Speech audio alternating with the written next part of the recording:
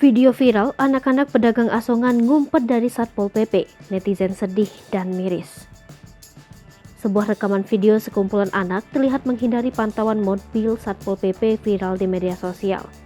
Video diunggah ini awalnya memperlihatkan sekumpulan anak-anak duduk di belakang deretan sepeda motor. Mereka adalah anak-anak pedagang asongan yang tengah ngumpet di ujung parkiran. Anak-anak tersebut sengaja bersembunyi di balik deretan sepeda motor untuk menghindari Satpol PP. Saat rekaman dialihkan ke jalan, di ujung jalan ada Satpol PP dengan mobilnya yang tengah terparkir. Video anak-anak tersebut sontak mendapatkan sorotan dari warganet. Banyak warganet yang merasa prihatin dengan kondisi bocah yang berjualan tersebut.